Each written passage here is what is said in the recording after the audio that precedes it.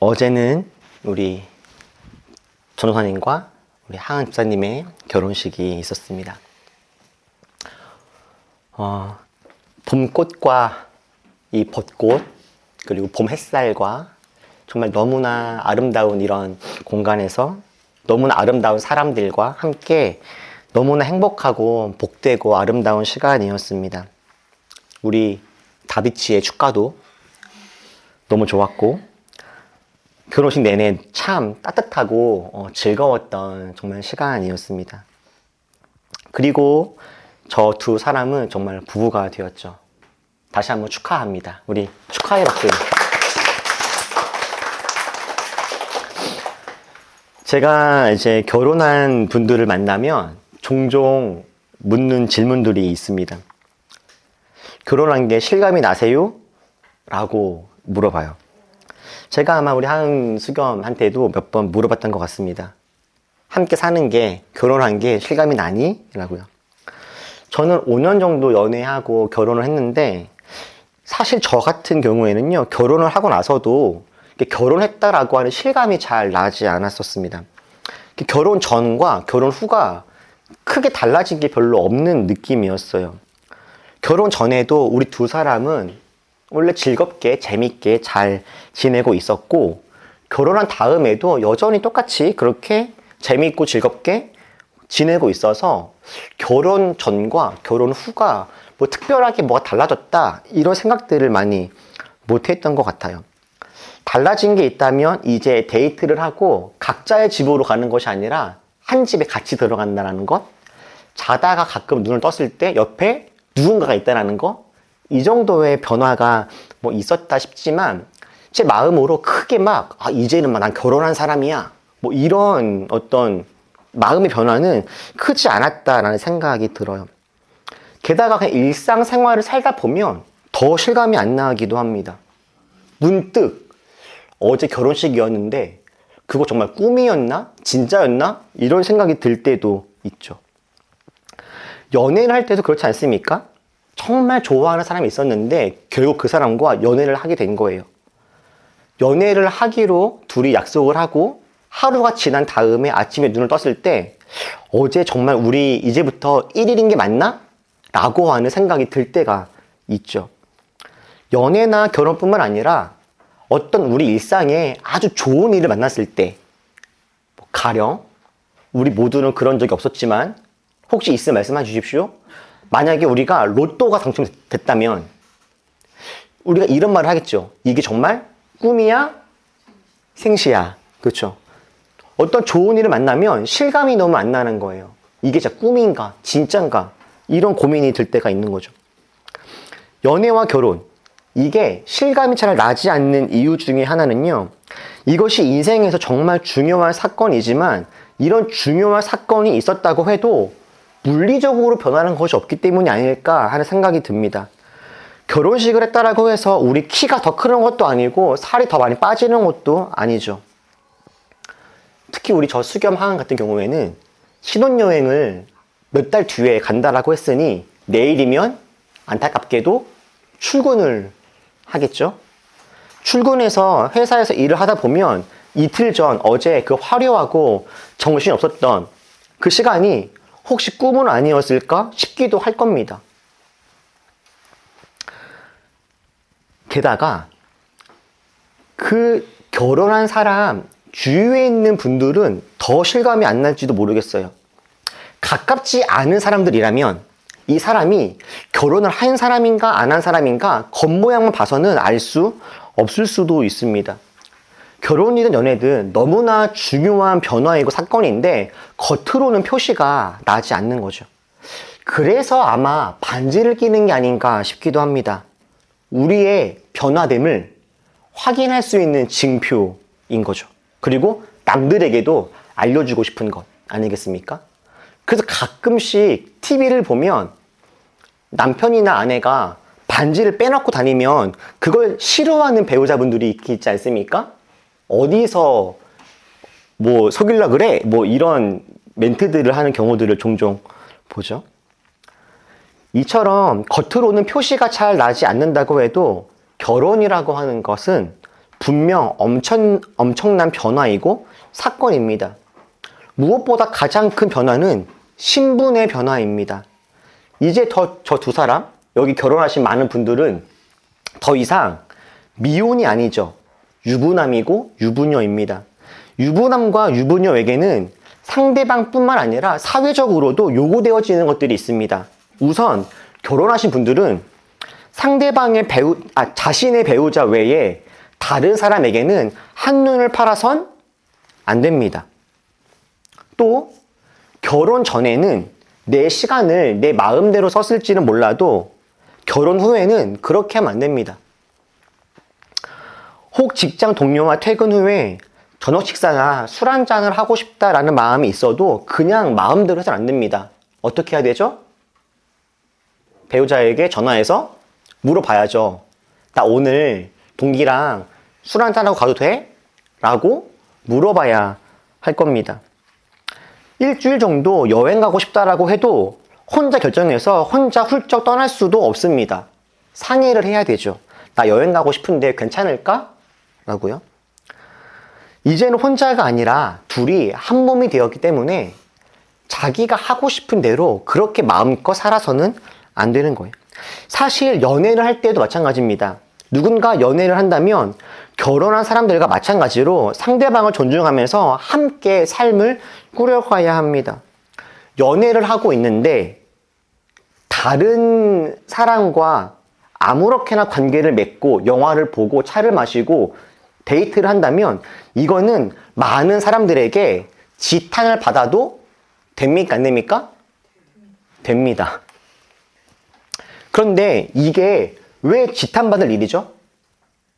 연애하는 사람, 연애를 합니다. 내가 누군가와. 근데 이 사람이 내가 연애하는 그 상대방 말고 다른 사람과 데이트를 하는 것이 왜 누군가에게 지탄받을 일입니까? 그 이유가 무엇일까요? 그 이유는 내가 누군가와 언약을 했기 때문입니다. 언약을 하지 않았다면, 보통 우리는 언약을 하지 않고도 좋은 관계, 좋은 마음을 서로 나누고 있는 그 시간을 보통 뭐라고 합니까? 뭘 탄다고 하죠? 썸 탄다고 하죠? 썸 탈 때에는 그래도 내가 이 사람 말고 다른 사람과 조금 특별한 시간을 보내도 이것도 좀 문제가 있죠? 썸도 일종의 공식적이지 않은 언약의 일종이기 때문에 그렇지 않습니까? 그죠?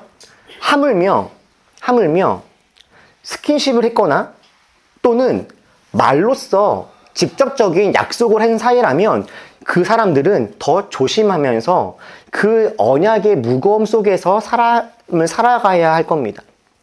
어제 결혼식의 핵심은 다비치의 축가도 저희의 축사도 아니었을 겁니다.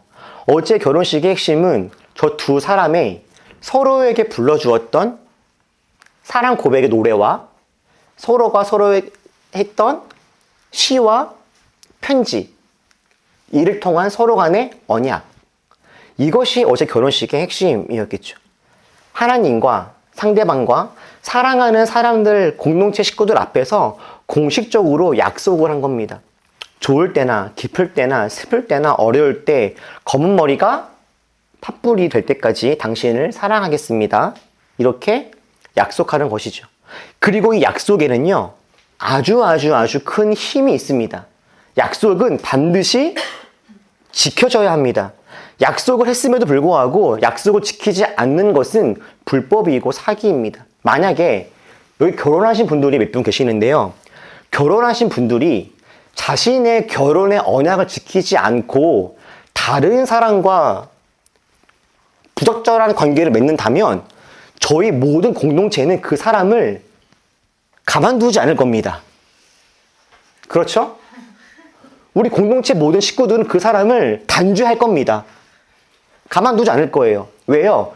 약속을 깨버렸기 때문입니다.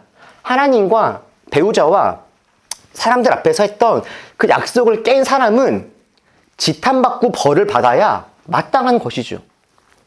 사랑이라고 하는 것은요, 기꺼이 당신에게 내가 언약을 하겠습니다 라는 것입니다. 그런데 약속이라는 것을 해도요, 때로는 내 감정과 내 상황이 그 약속을 지키고 싶지 않을 때도 있죠. 직장 생활로 너무 힘들고 피곤하면 외박을 하고 진탕 술이나 먹고 싶을 때도 있을 수도 있을 겁니다. 그런데 아무리 내 마음이 그럴지라도 이미 언약을 맺었다라면 내 감정과는 상관없이 약속은 지켜져야 합니다. 이렇게 언약을 맺으면 구속력이 생기고 불편한 것도 생기지만 사랑은 기꺼이 구속과 불편을 감수하겠다라고 하는 의지이죠. 그리고 그것이 오히려 나에게 기쁨이 되고 즐거움이 되는 일들입니다. 이게 바로 사랑의 신비이죠. 그리고 이렇게 누군가와 사랑의 언약을 한 사람들은 반드시 해야 하는 것이 있는데 바로 떠나는 것입니다. 떠나는 것. 그 사랑과 사랑의 언약을 하기 전에 나의 삶으로부터 말입니다. 사랑의 그 언약을 하기 전에는 자기가 하고 싶은 대로 살면 되었지만 사랑의 언약을 하고 난 다음에는 자신이 원래 살던 삶을 떠나서 이제는 누군가와 함께하는 사람의 삶으로의 삶을 살아가야 합니다.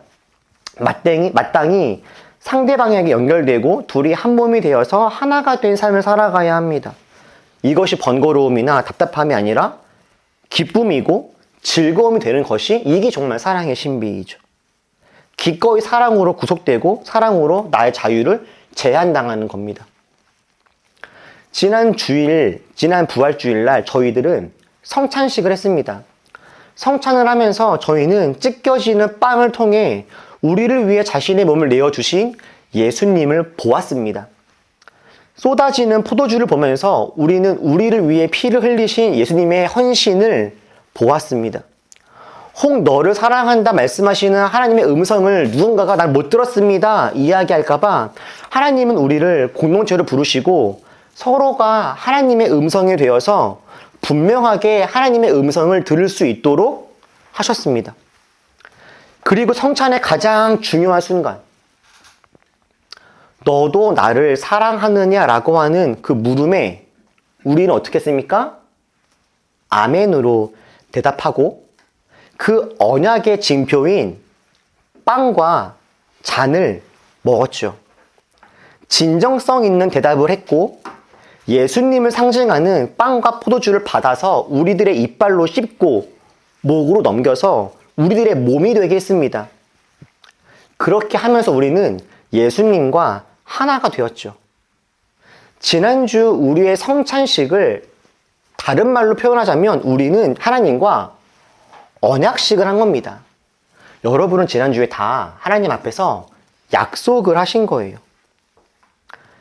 세례가 하나님과의 결혼식이라면 성찬은 우리가 하나님의 자녀가 되고 구원받은 자녀임을 다시금 갱신하는 그런 순간입니다. 이런 언약을 할 때 감동이나 눈물이 나면 좋겠지만 혹 그렇지 않다 해도 아무런 실감이 나지 않는다고 해도 여러분 괜찮습니다. 언약에서의 핵심은 감동적이냐 아니냐가 아닙니다. 언약에서의 핵심은 내가 내 결단으로 자발적으로 이 언약을 했느냐 하지 않았느냐인 것이죠. 내 자발적인 결단과 진정성 있는 다짐 앞에 약속을 했다면 내 감정이 아무런 변화가 있지 않는다 하더라도 그것은 이미 우리 안에 큰 변화가 이미 일어났다라고 하는 것을 증거합니다.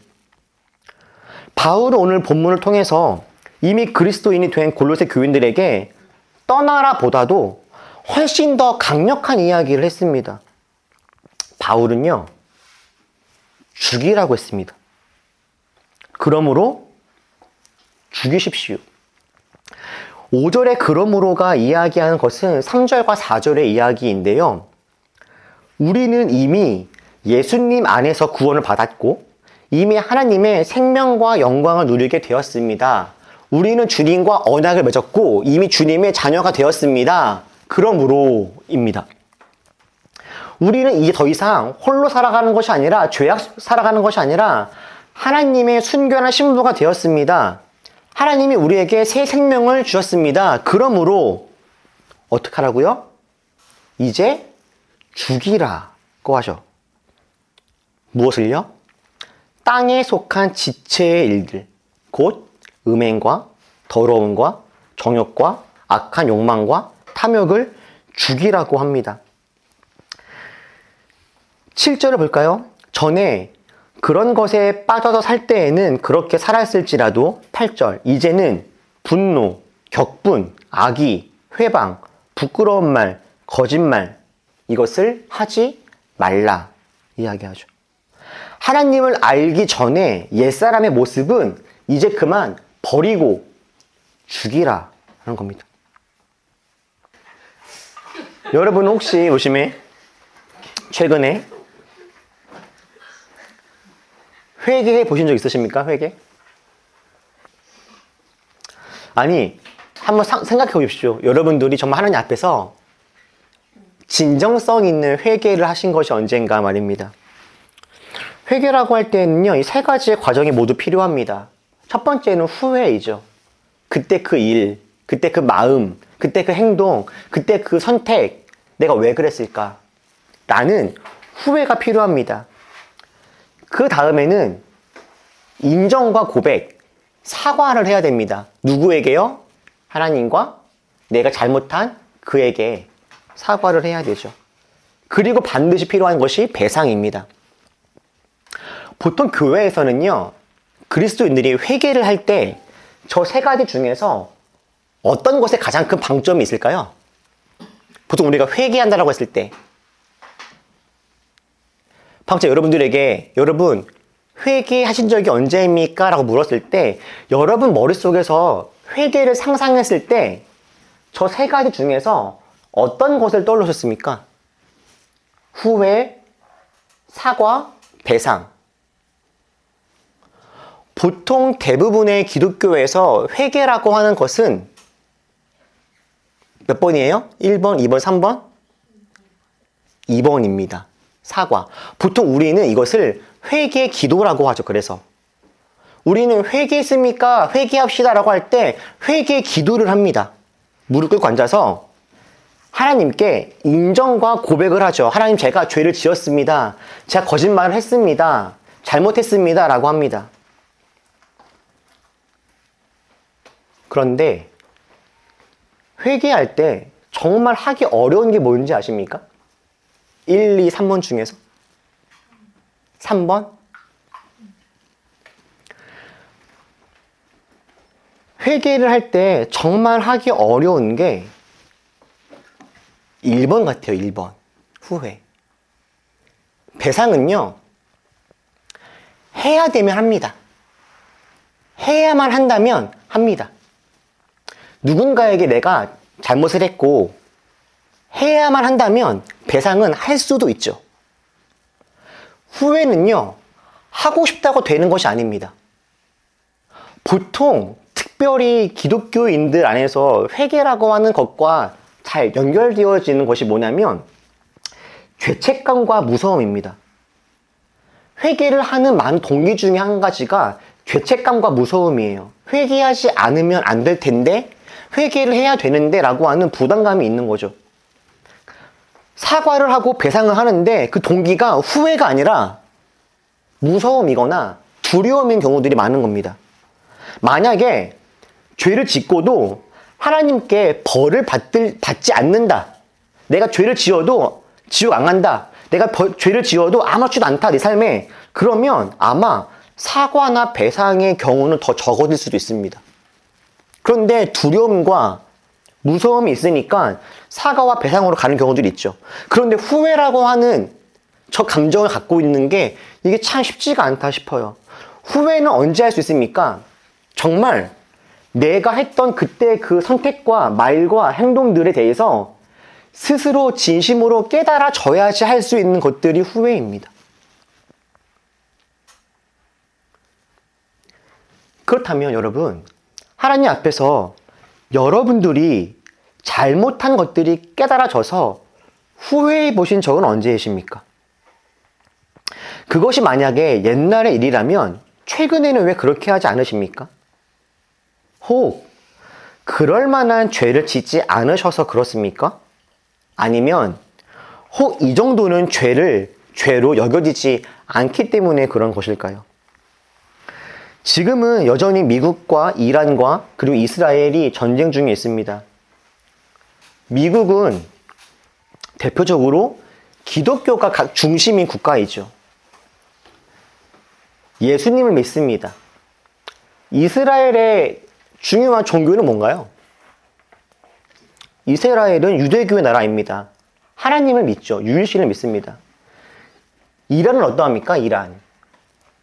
이란은 이슬람의 나라입니다. 특별히 그 안에서도 시아파와 수니파가 있습니다. 기독교와 유대교가 한편이 되고 시아파와 수니파가 한편이 되어서 지금 전쟁을 하고 있는 상황이에요. 예수님과 하나님 그리고 알라, 여러분 누가 이길까요?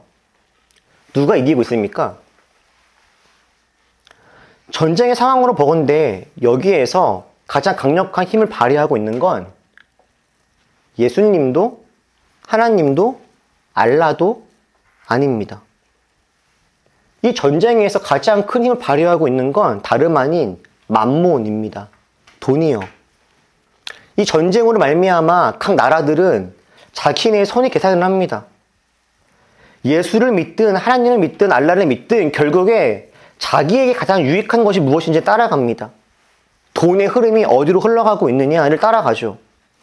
그리고 이들을 바라보는 세상의 그 누구도 이 싸움에 어찌할 바를 하지 모르고 있습니다.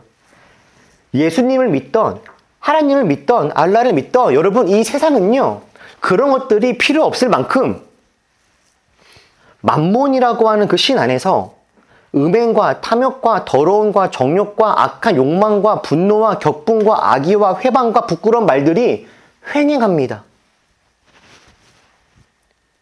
오직 자기 자신을 숭배하는 우상 숭배만이 지금 모든 신과 모든 종교를 뒤덮고 있는 상황인 것이죠.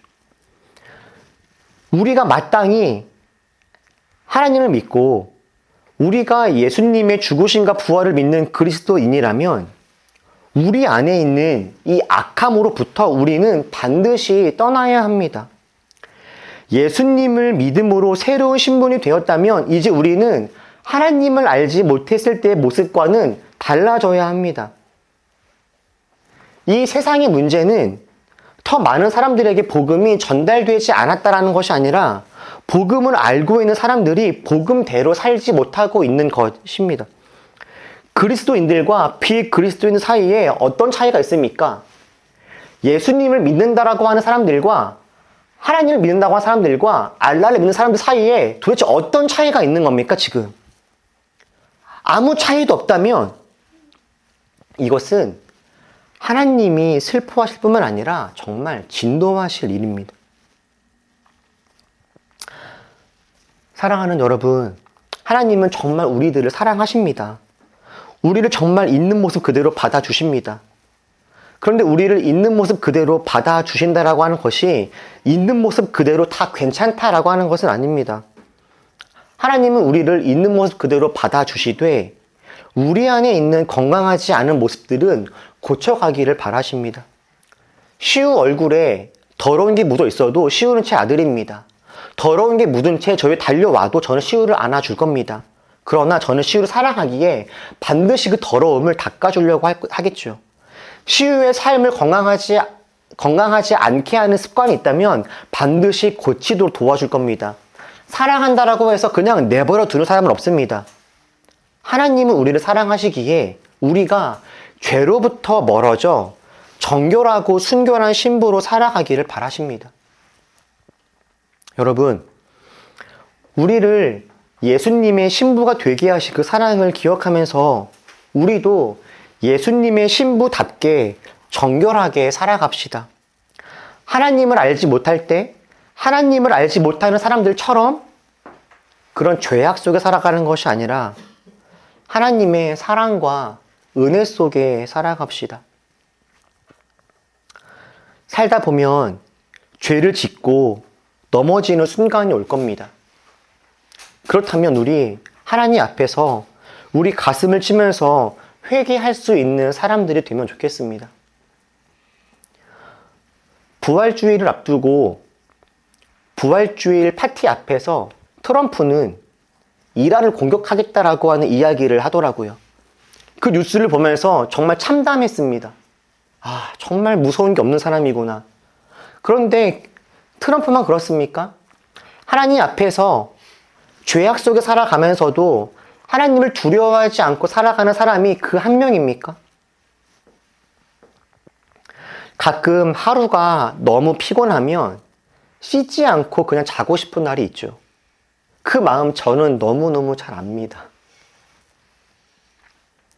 너무 피곤하면 이빨도 닦고 싶지 않고 그냥 자고 싶죠.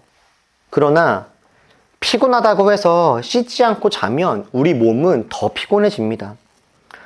아무리 피곤해도 이빨도 닦고 샤워도 하고 깨끗한 몸으로 침대에 누워야 그제서야 진짜 휴식을 취하게 되죠. 삶이 너무 힘들고 세상이 너무나 팍팍하다고 해서 우리 그냥 이 죄악 속에 가만히 거하고 있으면 안 됩니다. 세상이 아무리 더럽고 힘들고 우리 삶이 아무리 팍팍하고 어려워도 우리는 정결하게 살아내야 됩니다. 여러분, 우리 그렇게 정결한 사람들 됩시다. 죄에 민감한 사람들 됩시다. 죄를 짓고 넘어가는 순간이 왔다면 우리 하나님 앞에서 후회할 수 있는 사람들 될 수 있으면 좋겠습니다.